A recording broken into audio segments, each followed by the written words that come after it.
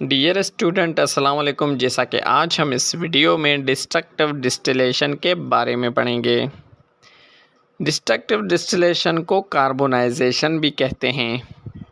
जब कोयले को बहुत ज़्यादा टेम्परेचर पर हवा की गैर मौजूदगी में हीट किया जाए तो इस प्रोसेस को कार्बोनाइजेशन या डिस्ट्रक्टिव डिस्टिलेशन कहते हैं।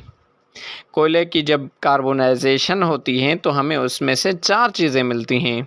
एक कोक, दूसरा कोल टार, तीसरा कोल गैस, चौथा अम्युनिकल लिक्विड।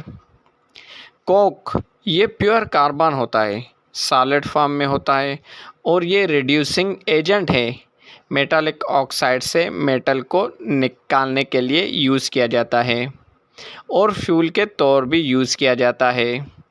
कोल टार ये विस्कोस लिक्विड है, मिक्सचर है। इसमें से 215 तक एरोमेटिक कंपाउंड्स मिलते हैं फ्रैक्शनल डिस्टिलेशन की मदद से। एरोमेटिक कंपाउंड्स जैसे बेंजीन, टोल्यूइन, ज़ालिन वगैरह इनमें से मिलते हैं। नाउ कोल गैस ये मिक्सचर है हाइड्रोजन, कार्बन मोनोऑक्साइड और मीथेन गैस की। ये गैस फ्यूल के तौर पर भी यूज़ होती है।